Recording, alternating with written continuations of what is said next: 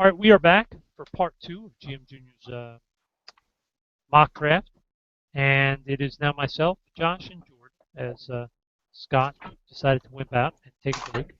So, as Scott would have had the first pick, we will turn to Josh with the Baltimore Ravens. Considering he lives a stone's throw from the organization, he should, of course, know this pick, have the perfect choice, and, of course, be right. So, your job is on the line. Yeah, I know. I got to step up and figure out who's still on our draft board here. I think offensive line is really their number one issue at this point. They got rid of Ower, and rightly so. They got their left tackle, that's fine, but really outside of left tackle and right guard, they got a lot of problems on that line. So what I'm going to take here, I'm going to take Zach Martin from Notre Dame. A lot of people think that, well, you look at him on the hoof and he's got short arms, he's not as tall or long as you want. You got to put him at guard. But then you watch him play, and he's so technically sound. He's so physical and aggressive with his punch. You have to play him at tackle first. And I think that's what you got to do there. And the nice thing about him, if he doesn't succeed at tackle, you put him at guard. If he doesn't succeed at guard, you could put him at center, which is also a huge need for them. I really think he has the capability of playing all 5 positions. So it really doesn't matter where they think he's at now. He's going to be a very, very high-level starter for them at one of the 5 positions, and that's what they need more than anything else.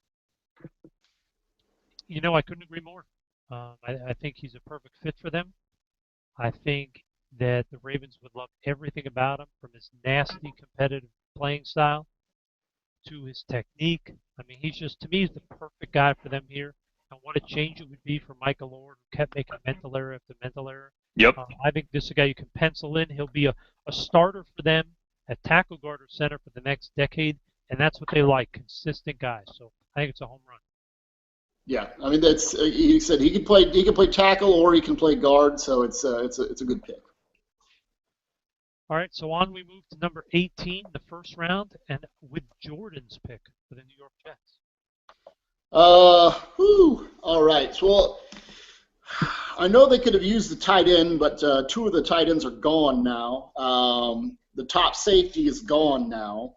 A lot of the wide receivers are already gone as well. I'm just going to try to stick to the board here, and I think that the best player right now for them on the board would be Denard, from Michigan State, getting another good corner. Rex loves his corners, and this is a top. Denard is one of the top corners in the draft, still on the board. So yeah, that's where I'm going to go. I'm going to go with Denard and give him to Rex. I can see that. I mean, Rex's big thing is he likes physical guys. He likes highly competitive guys who aren't going to back away from a challenge, and that's what Denard is. I mean, he may not be an elite talent in terms of explosion and speed, but I think when it comes to physical play, instincts, willingness and able to get guys off the routes, throw the timing off between the quarterback and the receiver, I think he's pretty dang good.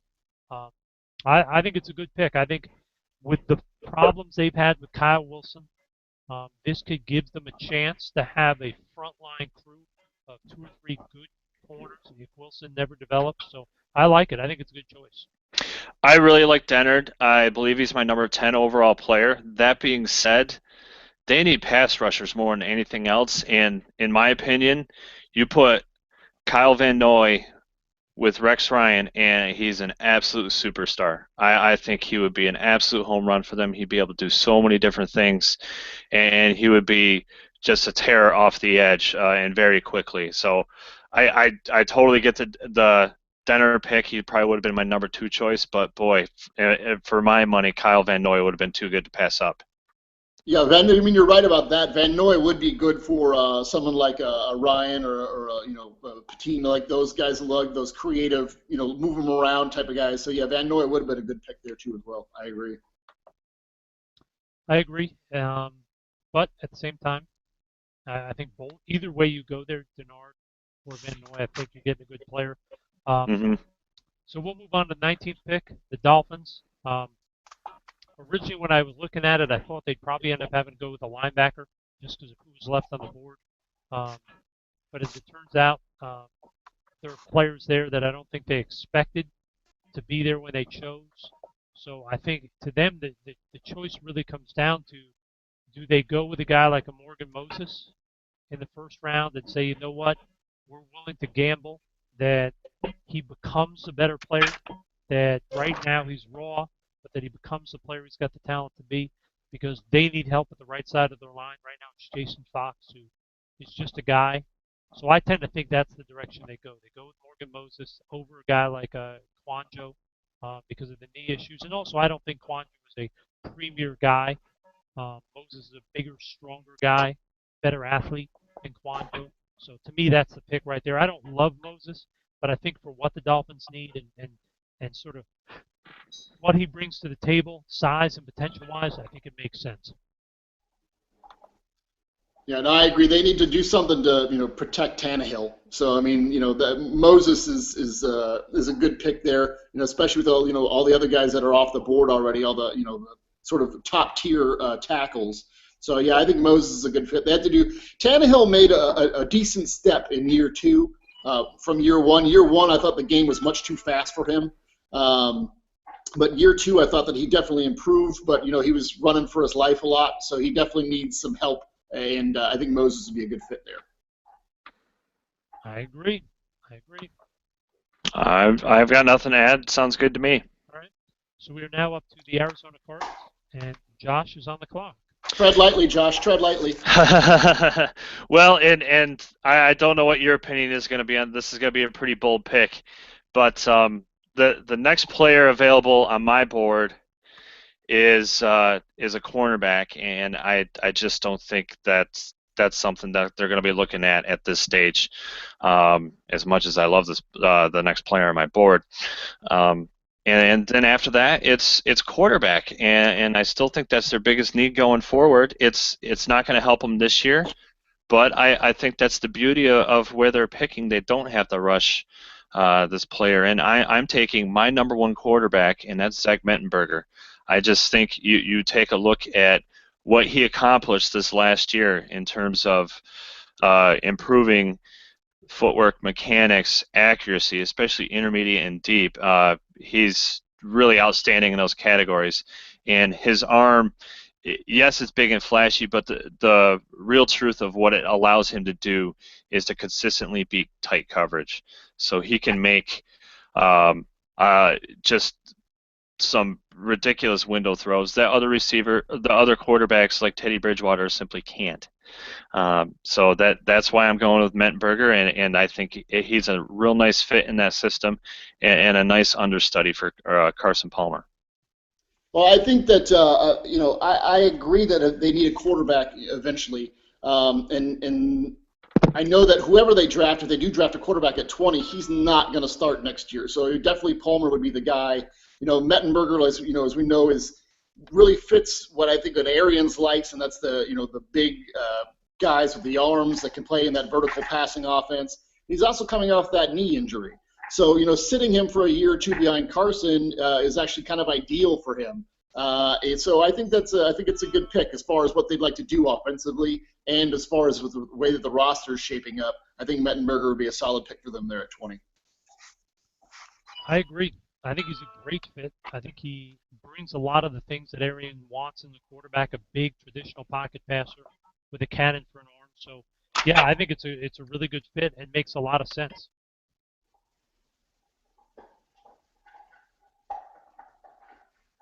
All right. Okay. Josh's choice.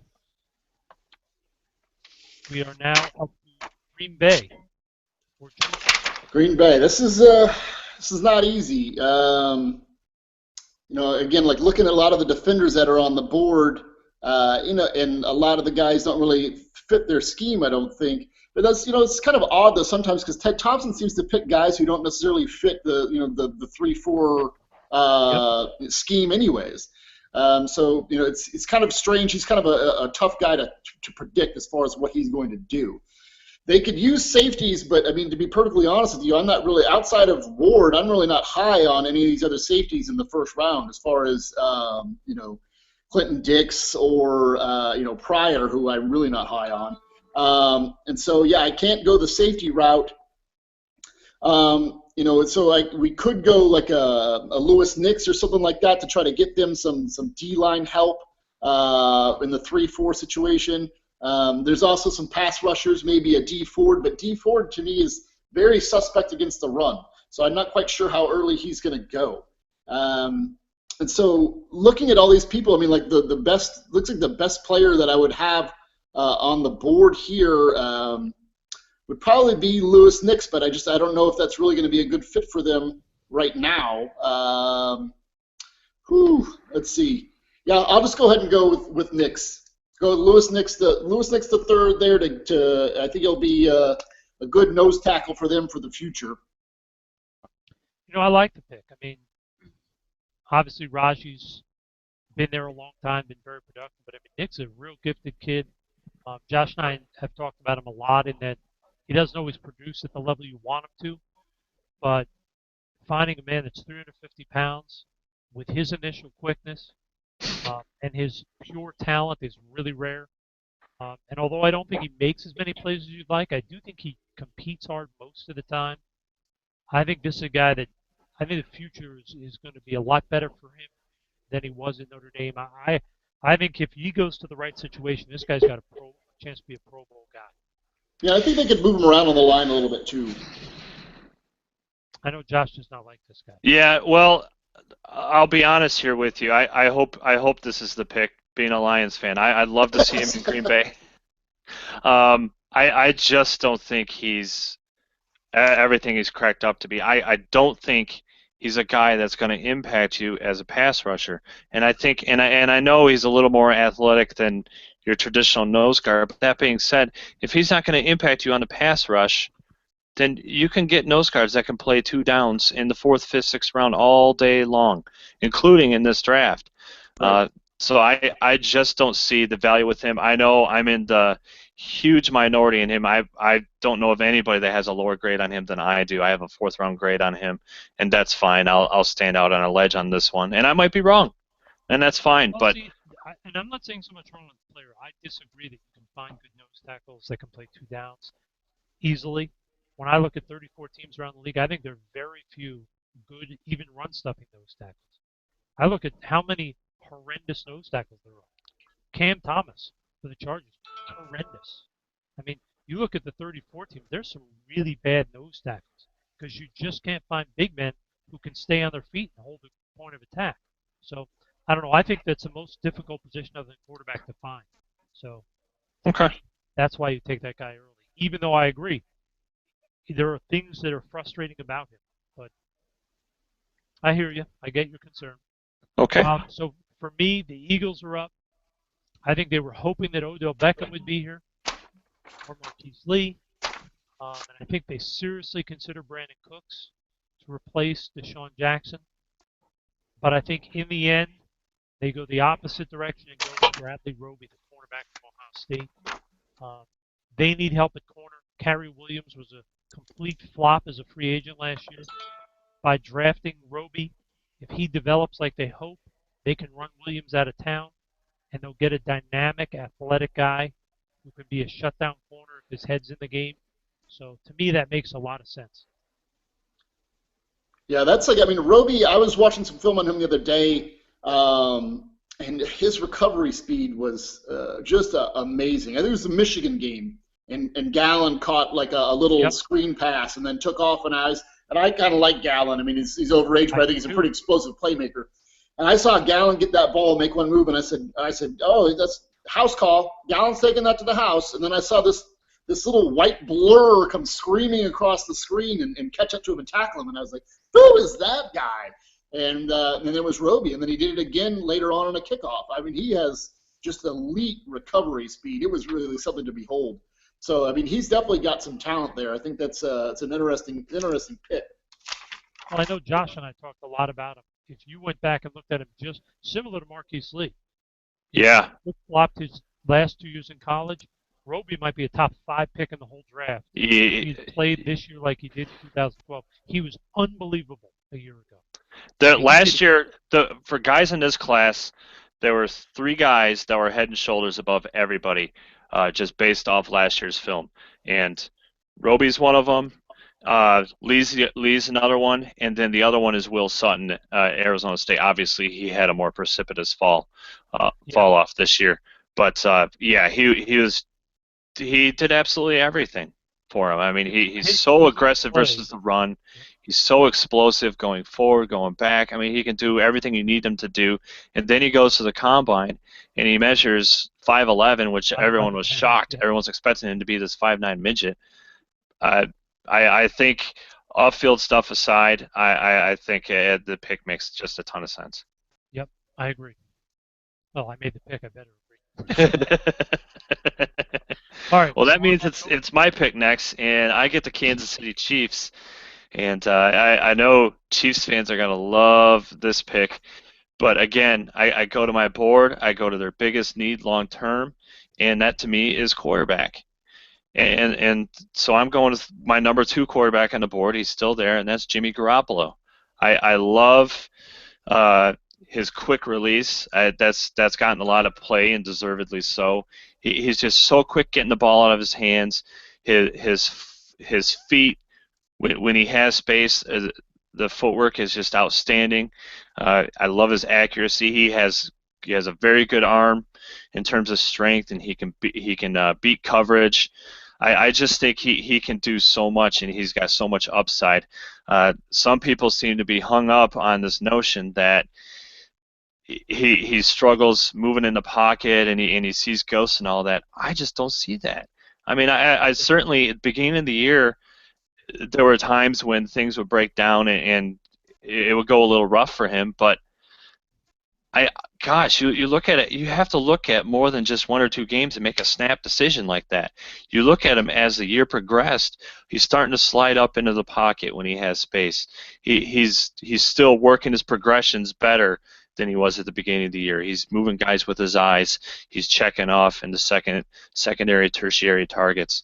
I just think there's so much upside with this kid.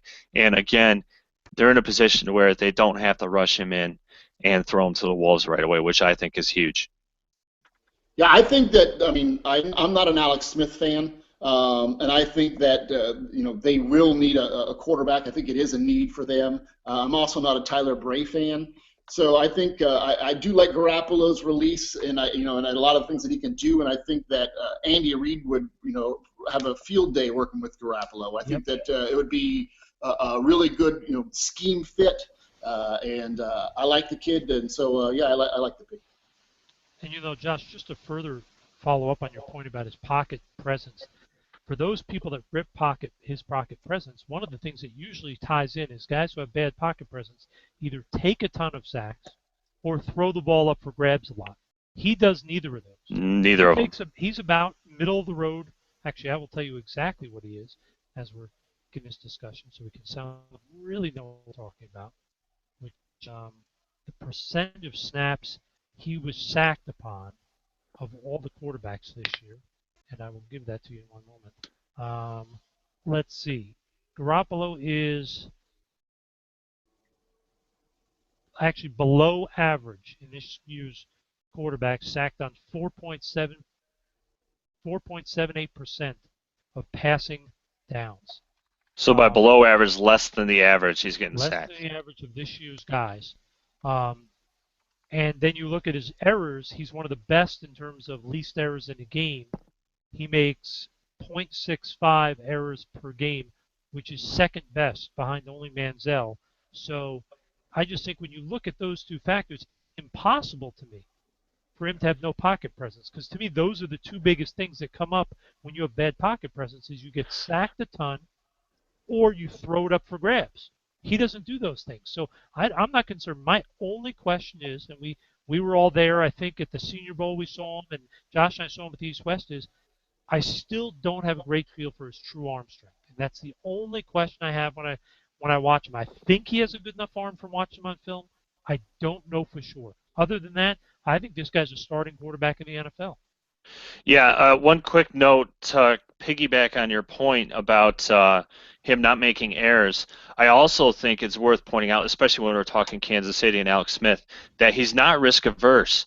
He'll throw into tight windows. He'll make throws where there's guys right there. He just knows where to put it and how to put it in such a place to where only his guy can get it. And that to me is huge. That's one trait where both he and Metberger really excel beyond the other guys, in my opinion.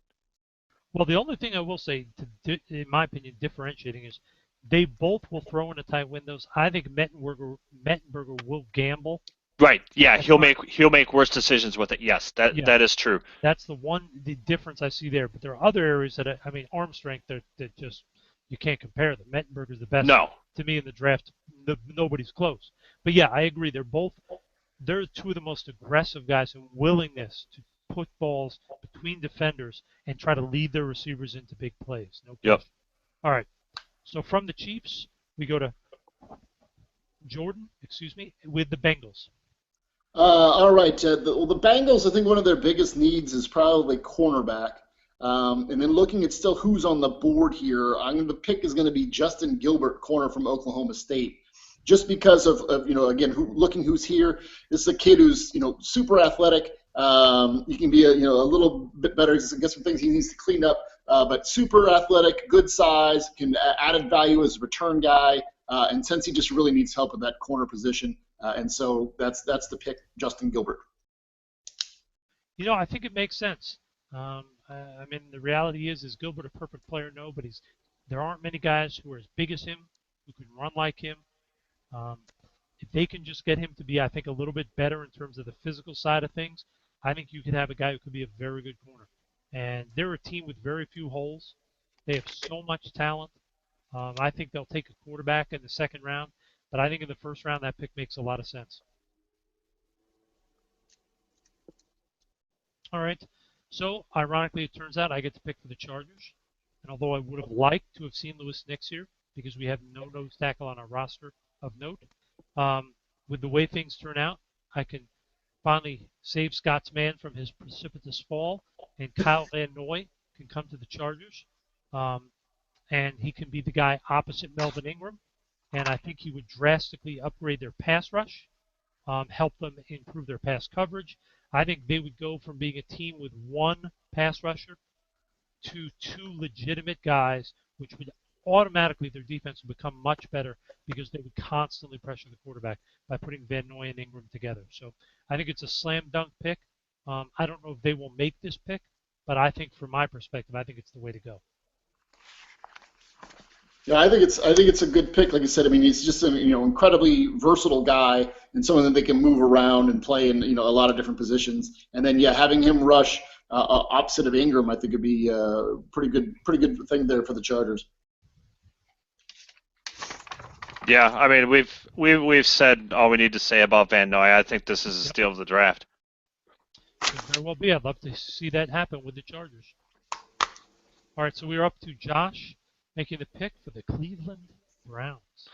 All right, this is an interesting decision here. No one's taken Bridgewater yet, have we? Nope. Okay. I am real tempted to take him here, and I would imagine that would be the popular fan opinion.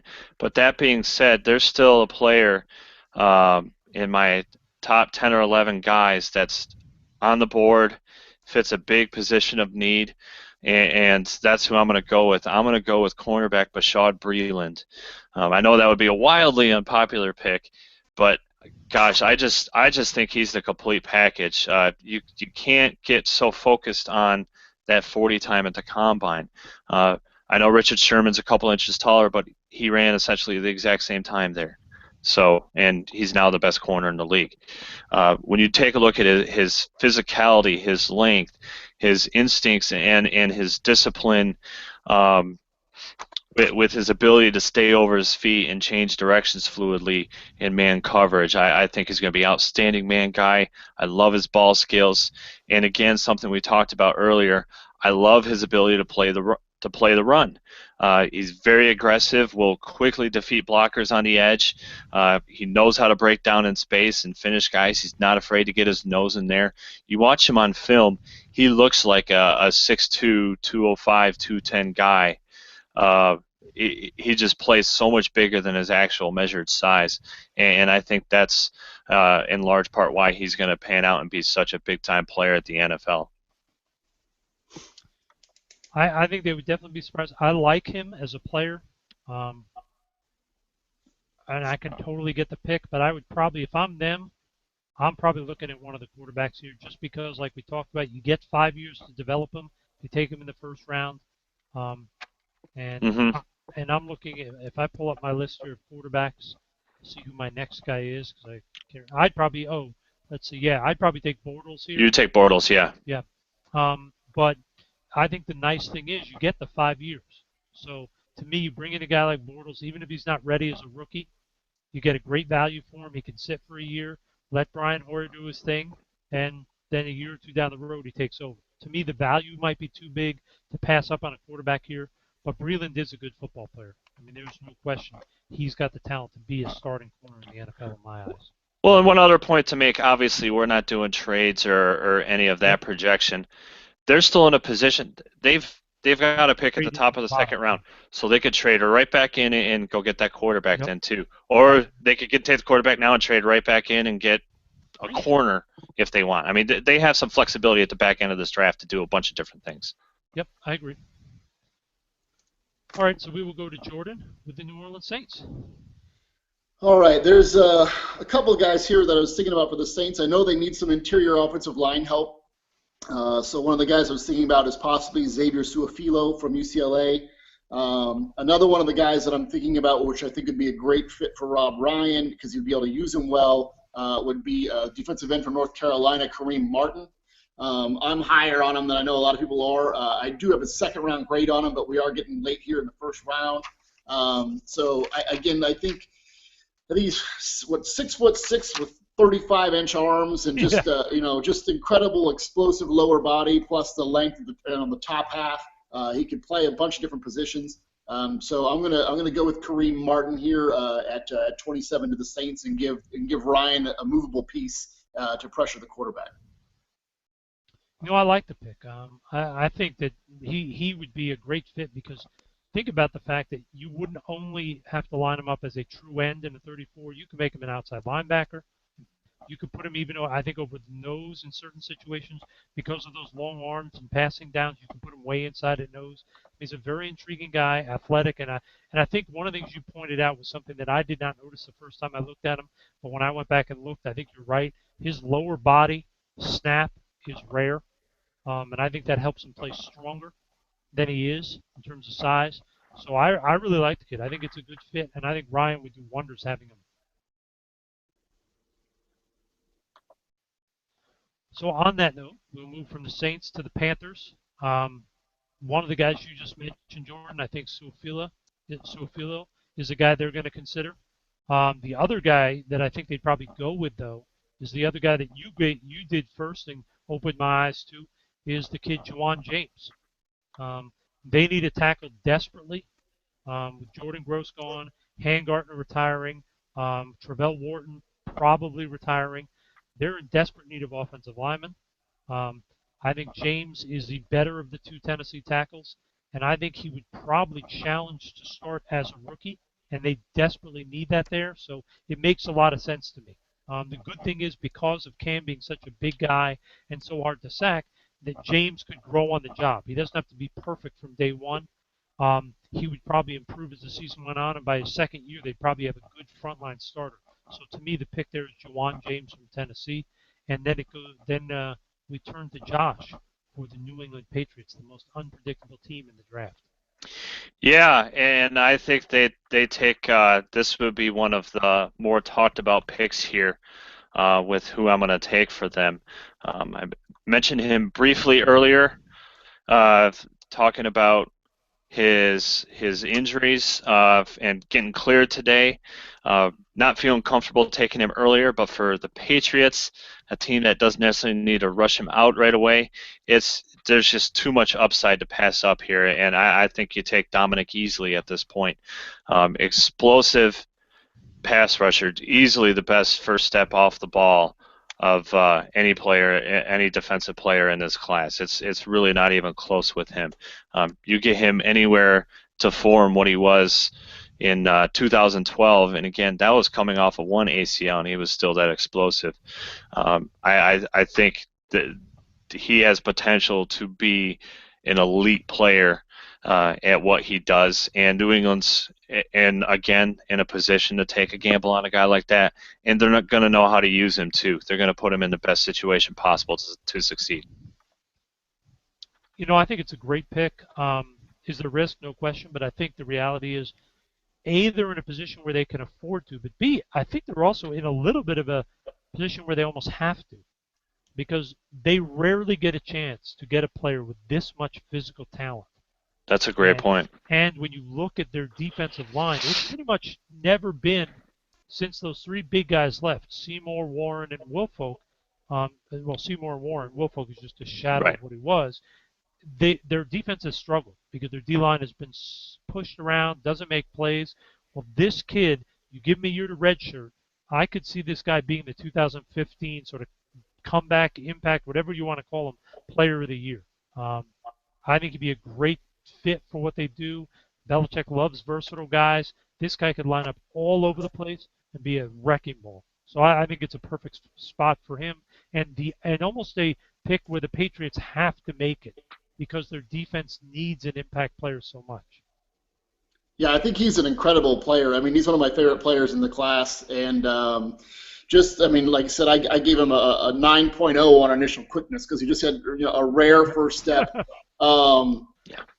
Just incredible, and he can play multiple spots along the defensive line too. So I mean, he blew me away. Like I said, I was drinking coffee when I was watching him, and I almost spit my coffee out about 4 times in the first 2 games that I watched of him. I couldn't believe I almost thought I was watching a highlight tape when I was watching this game against Miami.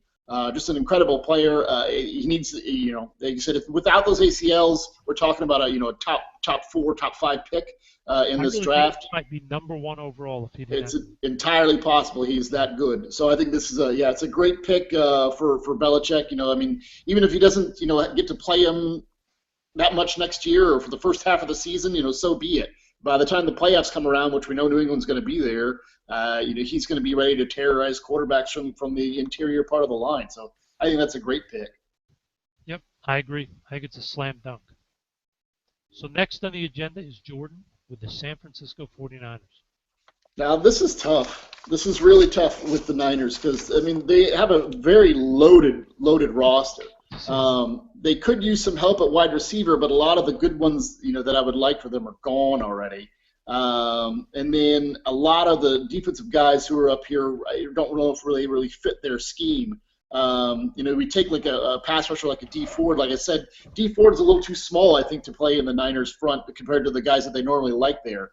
Someone like Kareem Martin would have been good, or maybe someone like a DeMarcus Lawrence would fit there with his long arms. I know Balky likes long arms.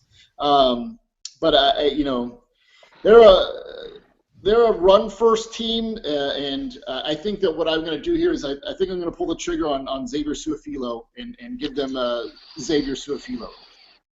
My next pick's crying on that pick. They were really hoping he would fall. I like that pick. I mean, I really think that you talk about a team that's got a lot of talent. This guy fills a hole on their offensive line, and I think gives them potentially the best puller on their line, and that includes Iupati, who's good. This kid could be special in terms of his ability to make plays out in space because he's so tremendous athletically. Yeah, and he's also got that physical, punishing presence to him too, which fits in the San Francisco mold. No question. Yeah, guys, on him real quick. Not that San Fran would need him to, but what says this kid can't play a little bit of tackle too? No, I agree. Right. His measurables aren't that bad. No, they're 6'4" and change. Oh, there's no question. Yeah. I wouldn't be shocked if he ends up playing at right tackle as a rookie. Yep, I could totally see that happen. With a need at right tackle like Seattle at 32. See, that's exactly what my plan was. I was going to take him in Seattle, and I figure, well, you've got a starting guard, or kind of like the Zach Martin thing. Yep. You try him at right tackle because right now they have Michael Bowie there. Yep. Or you put him at guard. You got a stud starter either way. Yeah, I mean, as a Cardinal fan, he's the one guy I don't want to see Seattle take. I mean, I even tweeted out, if they draft Xavier Su'a-Filo, I'm going to punch something. So, sorry I snaked you there, Josh. But, I just, he's a good fit in that division, personally, I think. I mean, he could fit with a lot of the teams there. So San Francisco snags him. I mean, I ran in and raved about the kid. I gave him a high grade, to Russ just when he was playing guard. And then with the injury happened on the line, and he shifted over to tackle and played tackle, and just blew me away even more. So I mean, I really like the kid, and I think he's a good fit in the back half of the first round, or maybe the top half of the second. I love the pick. I think it's Yep. a great spot. So on to 31, the Denver Broncos. To me, it's a pretty simple pick at this point. They signed Aqib Talib, or they lost. I'm confused again. No, they signed Aqib Talib after they Yes. lost. What's his name? Champ Bailey. Um, and Chris Harris is coming off a blown out knee. So they have one starting corner right now of quality that's healthy. So to me, I think Jason Verrett is a perfect fit. Um, they need guys who are playmakers. This kid, if he were 3 inches taller, I think he'd be talking not only the top corner, but a potentially top 10 pick. He has everything you want in the corner except height. I think you put him out there on one side, Talib on the other, and when Harris is back at slot, that gives him three corners who can match up with almost any receiving core. I really like Verrett. I think he's going to be a much better pro than a lot of people think because I think he's special enough to overcome the hype. Yeah, he's a guy that I liked a lot too, and one of the guys that I was thinking about taking earlier with that Cincinnati pick. But yeah, just with the height, I had to knock him down. I couldn't, it's tough to take somebody. It's tough to take a small corner like that early in the round. So yeah, but I mean, it definitely there. I think that's a good spot, and I think he definitely is the best corner on the board there. Well, to finish up, I guess we will end with the Seahawks. With Big Okay. Josh. I whined a little bit that you took Xavier Suafilo from me here, but that being said, I've got the perfect guy for Seattle here. Uh, he's totally a guy that they would take because you look at what they've done with some of their picks in the past, and they don't follow the norm. They don't always take the guy you expect them to, especially in the first round, but they just take a guy that fits what they do, and they know they can plug him into a big need. I'm going to take Billy Turner, the offensive tackle or offensive guard from North Dakota State.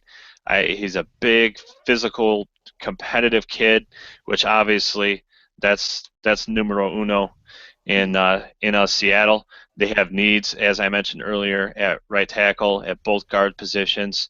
I would imagine to start off with, you'd probably want to put him at guard because he tends to get a little overly aggressive and get out front of himself a bit too much. I think you want to protect him inside a little bit, at least to start with. But I think he can develop into a stud starting offensive tackle, and for them, for what they do, I think he's an awesome fit. I agree. I mean, he's a big, nasty, physical kid that can play inside or outside. And we saw him at Senior Bowl practices. I thought he looked a little bit better at guard. I think you're right. I think he'd be better off starting off at guard, but could develop into that tackle. But again, I think he's a great fit for the team mentality and a great fit in that division. Just a physical, punishing guy. And so yeah, I think Turner's a good pick there for Seattle. Yeah, I like it too. I really think it's interesting because I think it could come down to him and the kid from Nevada, two smaller school offensive linemen that Seattle would choose from at the end of the round because I think they want to get a lineman. I think both of those guys are good fits. Turner's a little bit more powerful. The Nevada kid maybe a little bit more athletic.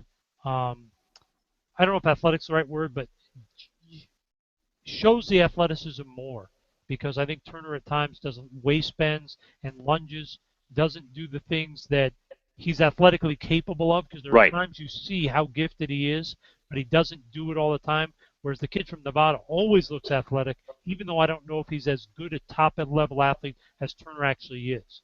But I think one of those two would be a perfect fit there. So I like the pick, and I wouldn't be shocked if he starts as a rookie at right tackle because they have nobody else. No, you look at that roster, obviously they're coming off a Super Bowl. They're going to have a deep, ridiculous roster, but here's you go to ourlads.com, and they're the best at keeping up to date off depth charts. And here's their offensive line. Obviously, you got Okung at left tackle, Max Unger at center. Those guys are stalwarts. They'll be there for a long time. Left guard, you got James Carpenter. Hasn't really panned out. Right guard, you have J.R. Sweezy. right tackle, Michael Bowie. Their backups, Alvin Bailey, Jared Smith, Greg Van Roten, Steve Schilling. That's really, really scary. They've got some holes there they need to fill, and I would not be surprised to see them not just take an offensive lineman at 32, but take another one in the next round because they really need to address that.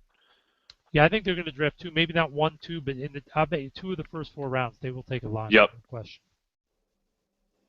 Well, gentlemen, I think that concludes our first round mock this evening. I thank both of you for sticking through and doing this with me. Hopefully we get a lot of people coming to look at it and rip our opinions to shreds.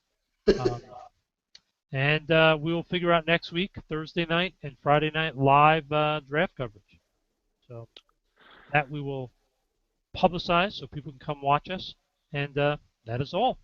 All right, stay tuned for that. So, gentlemen, have a good evening, and I'll send an email out tomorrow, sort of beginning the process of figuring out what we're going to do for Thursday and Friday next week. All right, that sounds good. We'll talk to you then. Good. All right, Jordan, thanks for being here. We Hey, like thanks you. for having me. All right, guys, have a good night. Bye.